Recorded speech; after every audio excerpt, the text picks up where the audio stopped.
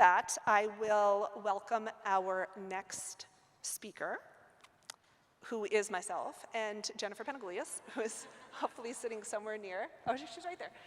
So Jennifer Panagoulias is an unbelievable force. Most of you know her. I'm going to let her introduce herself. But one thing I would like to say is that so much of what I just showed you at AS²Bio and A-BOM is because of her.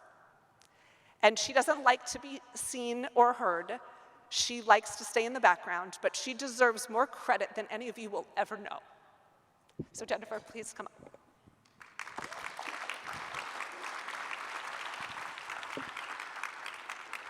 Okay. So we will go to the next presentation. We are going to recap what we heard yesterday at the Angelman Syndrome Biomarker and Outcome Measure Consortium and the Translational Research Symposium. We want to recap that for you because it's a closed-door session in which parents aren't there. And the reason for that is to keep it intimate, collaborative, and very research-focused and driven in a way in which we don't want people to have to change the tone or the tenor of the way they're speaking about research to make sure the whole audience understands it. It's fast, it's a lightning speed. It was 35 talks in 9 hours, but we got there, and we got through it, and we learned so very much. So basically, 20 talks for A-BOM, and 10 talks for the Translational Research Symposium. And we're going to summarize those for you. So as most of you know, I've already introduced myself. I have many roles here, but the most important role that I play, particularly for the A-BOM, is that I'm the mother to Quincy. And I have to think about and talk about what is meaningful and measurable to her, because that is patient-focused drug development. And I'm going to pass it off to Jennifer to give you the scoop of everything that we learned yesterday. Do you want me to just jump to the summary slide, do you think? No, introduce yourself. Okay. Oh, I don't know where that went.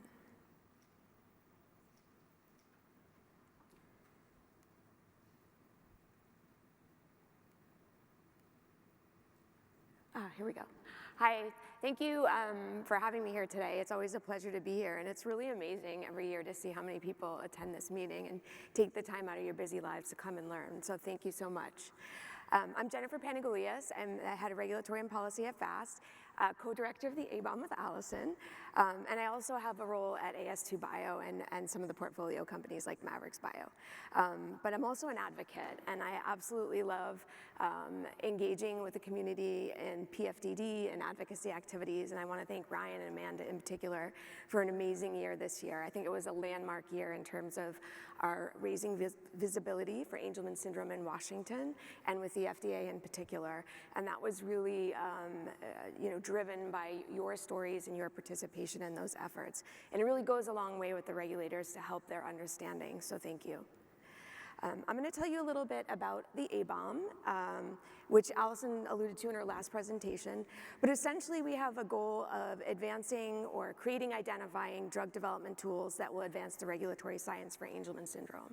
And that's really just a fancy way of saying we want to make sure that there's appropriate tools to measure changes if we're running clinical trials of individuals with Angelman syndrome to make sure that the changes are in fact meaningful.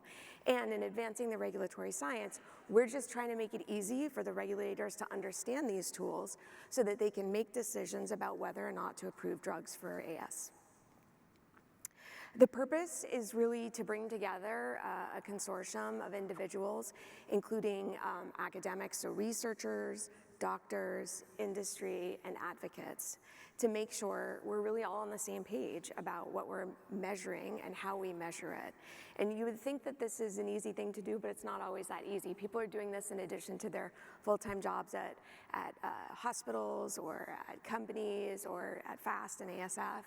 And it's really important because having that consensus is an important way to drive things forward with the FDA, with the European Medicines Agency, and other regulators around the world. Because when we're on the same page, it gives them confidence that we're moving in the right direction. And part of that is engaging with them, which we did yesterday, and we do periodically to make sure that they feel aligned with where we're going with the identification of outcome measures and biomarkers to be used in clinical trials of Angelman syndrome. A really important part of the A-BOM is in identifying what's out there. If we see gaps, we have to think about, should we fill them? Should we work as the A-BOM to fill these gaps? And an example of a gap we filled was on a measure to assess communication in individuals with AS, and that's called the ORCA, or the Observer Reported Communication Abilities Measure, which I think some of you have heard of and participated in surveys to develop. And that really was born out of a conversation with FDA several years ago, where they felt maybe we didn't have the best battery of assessments to look at communication abilities in someone who is nonverbal. And so we started to work on that as the A-BOM together with Duke University, and you'll hear more about that measure later today. But that's an example of where we saw a gap and filled it. And really making sure that we have rigorous tools, that they're high quality and we feel like they're fit for purpose to use in trials. And sharing. This is actually the most important thing that the A-BOM does, is making sure information isn't held back or siloed by one group, because it doesn't help the field at large and the community at large just to have information here and have nobody else know about it. So if you're part of this forum, you're expected to share, and we want to hold everybody to that high standard to really push the community forward as a whole. The mission is to really make sure we have a framework for clinical trial design, and that means having outcome measures that look at symptoms that are meaningful and important to measure in individuals with Angelman syndrome, so that if we use a treatment, we're seeing that it has positive benefits in those measures. We also look to identify biomarkers, and I'm going to talk about that more in my next presentation. And just to make sure we have consensus about that, to push forward the field of research, in the hopes that we're going to benefit all individuals. So we're not thinking about one age group or one genotype. We're trying to think holistically across the whole spectrum of individuals that live with Angelman syndrome. Allyson showed you this, and what I just want to mention here is that the A-BOM is part of a really bigger framework that FAST has undertaken over the years to make sure that we're ready to have therapies approved for Angelman syndrome. And it starts with research. You've heard about organoids and cell lines and animal models, and that's all part of it. But the A-BOM's a really important link in that chain, because once you have promising candidates or promising drugs that you think might work in improving the symptoms of Angelman syndrome, you have to have a framework to measure that. And so making sure that clinical trial readiness is part of the landscape is a really critical piece. Because if companies in particular, if industry thinks there's not a good way to measure change in Angelman syndrome, it makes it hard, and then they don't want to necessarily spend the money to run trials there. So equally important with animal models and cell lines is making sure we have ways to measure change. Allyson took you through this, so I'm going to jump through our history and vision. And you know about the symptoms. But what I want to comment on here is something the A-BOM thinks about deeply is the impact of the symptoms of your children on you as the parent. And that comes into our focus about how we measure change and what's the meaning of that change. Because sometimes when we look at change in the individual, it also has a positive impact on the family. And a great example is sleep, right? That came up yesterday, and we had a long talk about that. But if your child's sleep improves, it's probably also true that your sleep improves if you're not up at night taking care of your child and attending to their needs or having to sleep with them every night. So we think about the impact and factor that into what we're looking at times. We do that by collecting patient experience data, and this has been something that the A-BOM has been focused on since its inception. And really it started with work to outline the disease through a concept model, which is really just a map of all the symptoms, and a publication in 2020 that mapped that, and then in survey work. So we do surveys, even as simple as a Facebook survey, or the more robust surveys, like the one that was before the patient-focused drug development meeting that happened in April, to get feedback from you on your lived experience. And this is really important, because if we're not designing trials in a way that factors in your lived experience, we might be measuring the wrong things, or measuring things that you don't think are important. Allyson has talked about the natural history study, but what I think is a great feature of the A-BOM's work is that we've actually financially supported this study. So it goes back to 2006. through the work of Wen Han-tan, the team at Boston Children's, Rady's, and this has been a really important data collection vehicle for many, many years. So it was first funded by the NIH, and then for 5 years by FDA, and then the last 3 years by some of the members of the A-BOM. And we see the value in keeping this going, so your contributions there are critically important, and we thank you for that. That's also given rise to other natural history studies in the UK, Belgium, LATAM, and Spain, supported by other entities, and so it helps us globally to really continue to collect this data and inform the research landscape. This is what Allyson just showed you, which is essentially that natural history data has a strong application.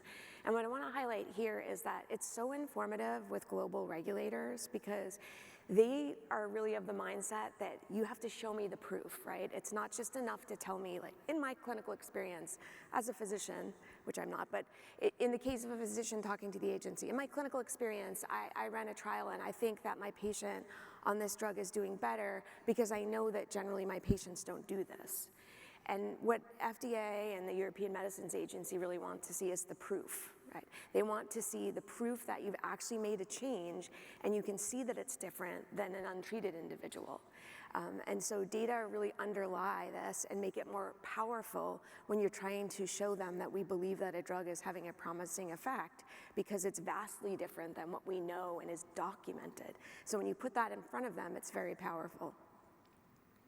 I'll skip ahead on this. I'm going to go to the patient-focused drug development meeting. This meeting in April was really so pivotal in the understanding, and it resulted in a Voice of the Patient report, which was published yesterday on FDA's website, so you can access it, or it's also available on the FAST and ASF websites, and it details important aspects of the lived experience in terms of symptoms that you feel as a community are very important, how they impact you and how they impact your loved one, and what you want to see as treatment priorities. And this report gets utilized by FDA and even other agencies to really help them understand what the meaning of these symptoms and the meaning of changes are to you. And they need to factor that into their regulatory decision making. So it's really key in their regulatory review of applications that they'll get in the future. And it also, as I said, informs the work that we do at A-BOM because we want to make sure we focus more on the measures that you care most about. So with that, yesterday's meeting was a great meeting. It was one of the best meetings I think we've ever had as the A-BOM. And what we started with was a conversation really around the PFDD meeting. It's not noted here on my slide, but Ryan Fisher gave an overview of the work that was done in the pre-meeting survey and then in the meeting itself that led to the Voice of the Patient report, highlighting some of the feedback and testimonies that were given and the impact of that.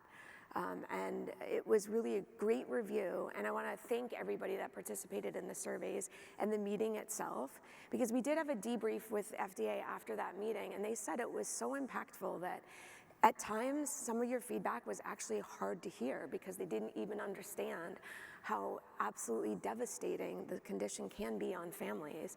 And it really makes them feel more motivated, but also they understand more, they learn more about the impact of symptoms on your day-to-day life. And so that was really good feedback. And we had amazing attendance. Almost 50 people from the FDA were at the PFDD meeting, or virtually part of it. And it's really something that they want to build on. And so they asked the A-BOM to follow up on a few things coming out of that meeting. One of those things was better understanding your attitudes as a community towards the risks and benefits of gene therapies for Angelman syndrome.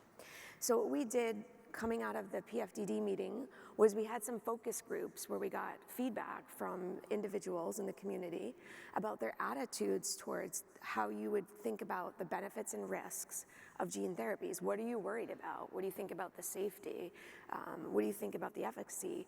Importantly, what do you need to know to help make decisions about considering participation in a clinical trial of a gene therapy? How do you need information presented to you? And really, are you willing to do it? Are you willing to consider this for your child? What's your willingness, or what are your reservations? And the agency really wants to know that better because they've said to us that, especially in a rare disease, they understand the way that it's often approached is you're willing to do anything. At the outset, you think, I am willing to do whatever it takes to get a treatment for my child. But sometimes there comes a point where you're presented with information and you feel, maybe this is a step too far, or maybe I don't understand enough about this. And that's what the agency really wants us to do, so we can think about, in taking these trials forward, what's the best way to communicate with you and present educational materials, or have the doctor have conversations with you that really educate you. And the only way we can know what you think about it is for you to tell us. And so we presented on that yesterday, which was really an interesting conversation. I didn't get to update my slide, but we were supposed to hear from the FDA on this as well, and unfortunately, they canceled due to the shutdown. So in addition to disrupting all your flights, the shutdown was keeping FDA from coming to our meeting. We also talked about the ORCA and what ORCA scores mean. And really what we did there was we had a very powerful panel where we heard from 5 moms about how their child communicates. And they took part in a survey about the ORCA and really gave feedback to the team about what changes in the ORCA mean. Like, what do they think a score, let's say of 50, when you're developing these measures, you have to understand how they work, but then also how do you score them, and what does that score really mean? So they reflected on what a score meant to them based on their child's abilities and what they thought a meaningful change would be. And that really informs how we think about changes on the scale. Do you need to move 2 points? Do you need to move 4 points? And that feedback is very powerful in informing how we interpret those scores and how regulators interpret those scores. And then we really built off that lived experience of families from the patient-focused drug development meeting in a number of sessions. One focused on challenging behaviors, and this was an area of follow-up that FDA wanted us to undertake. They heard you talk a lot about anxiety in that meeting and in the survey, and what we really want to do is sort of tease apart what is anxiety and Angelman syndrome. Is it really challenging behaviors? And so they asked us to dive deeper into that. We actually did have someone from the FDA who still participated in the meeting come and talk to us about that and how we might consider that and measure that. But what we did was reflect on the learnings from the PFDD meeting. And if any of you participated in the pre-meeting survey, we asked you to rank your top 5 treatment priorities, but then to explain to us in writing what you thought would be a meaningful change in a symptom. And so if you did that, I want to thank you, because we got almost 1,700 line items on a spreadsheet, and we actually went through all of those responses and presented it back to the A-BOM to sort of think about what's really involved in the concept of anxiety and challenging behaviors. What does that really mean? Is it aggression? Is it hitting? Is it impulsivity? And really teasing that apart to understand it more so we can better design measures and trials to capture that. And importantly, to hear what you think is important. And we clearly heard that very small changes in behavior could make a big difference in your day-to-day. We did the same for sleep and cognitive domains. And really what we did was hear from teams at Rush and Boston Children's about what they've learned about aspects of sleep and cognition that are important to you, how we measure those, what's the best way to measure those in trials. And again, reflecting that experience that you gave through your responses in the survey about what matters to you in sleep. Sleeping more, waking up less at night, maybe using less sleep medications. All of that we're factoring into our considerations of how we measure that in clinical trials. And I think that I will hand it off to Allyson.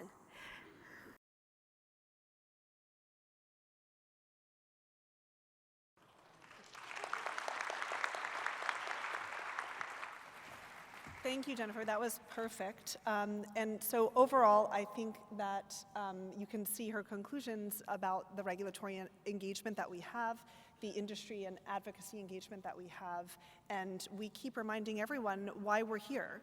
And we are here for these children, and that is the only reason, and we need to ensure that patient-focused drug development is at the core of everything that we do and is at the core of everyone in this room. Because that's the only way we can transform the lives of those that we love deeply living with Angelman syndrome. We followed that with the Translational Research Symposium, which is where our scientists can get deep, deep, deep into the science and not have to keep it in lay terms for all of the rest of us to understand. And so again, we had those 20 talks at A-BOM, and then we had these 10 lightning abstracts that I'm really excited for you guys to see something similar today, but we're doing it in lay terms, And those abstracts were incredibly helpful, and I actually loved the format. These folks spoke so fast and so quickly and got to the point and didn't, really have to explain the background because everyone in the room knew the background and could really just get to the conclusions, which were the core and the purpose. And so really, we started the Translational Research Symposium to create an environment where cutting-edge research can be shared with colleagues in the scientific field and industry and the clinicians who are going to see this coming forward on the medical side for our kids, hopefully soon. And we like to foster collaboration and shared knowledge and problem solve, understand scientific discovery in a way in which we can help improve the outcomes of other people's labs by learnings in a different lab. And if we don't have an environment to collaborate and do that, ultimately everyone's going to work in a silo, which is not great for any of our children. And so we really are able to consider novel ideas, bring the field closer to transformative therapeutic development, and be okay if something fails. And say, we're going to bring this forward. This didn't work. This failed. This is why. And maybe somebody's going to have an idea of how to rescue that and prevent it from failure, or agree that this is something we should not continue to pursue because there are failures in science, and we need to be prepared for that. We share both positive and negative data. So we had over 150 people in attendance at the symposium, including researchers, clinicians, regulators, and industry members, 10 lightning scientific talks, and over 30 posters in the poster session that you're going to see also yourselves after this meeting, which was really exciting. And the take home from that was that we had a presentation from Dave Siegel on CRISPR-Cas13 as a gene editing strategy that we've been supporting for the last few years. And ultimately, there was a decision made that this was a no-go decision and that this program didn't look like it had superiority or advancement in what is currently being developed, and we were not going to continue furthering that program. And that was a really great talk to show how and why they made that decision. Followed by a talk on zinc finger showing how, on the opposite end, how that's looking really good. And we're really seeing some potential candidates, drug candidates for humans that could potentially knock down that antisense and upregulate the copy of that UBE3A gene. We heard a talk from Eric Levine about the importance of genes outside of UBE3A in the deletion and how we can think about measuring upregulation and the impact and effect of those genes. And we heard a talk from Brown University by Alvin Wang about the function of something called autophagy in brain health and how some drugs can improve autophagy and neuronal function. We heard from North Carolina State University team, and you'll hear more about that today, about a new assay that they developed called a ubiquitination assay to measure the function of a gene therapy or of a protein therapy and how that UBE3A protein is working. And we heard some great talks, and you're going to hear some of them this afternoon as well, about how people are really trying hard to detect UBE3A in the CSF. Jennifer's going to talk a little bit more about that in the next talk, so I'm not going to give anything away, but as a potential future biomarker, which she's going to explain to you what that is, that can have really incredible impact if we can find something like that that works and can show us target engagement in UBE3A expression. So we were able to share all of that and really learn from that, which was incredible. And so with that, that's a conclusion of 35 talks in 9 hours, presented to you in 15 minutes. But thank you. Thank you for listening. Thank you to our sponsors. Thank you to everyone who was there yesterday. It was a big day. It was a really important day, and I feel really proud of everyone that really participated and engaged and wants to advance the field in a very, very similar way. So thank you for that.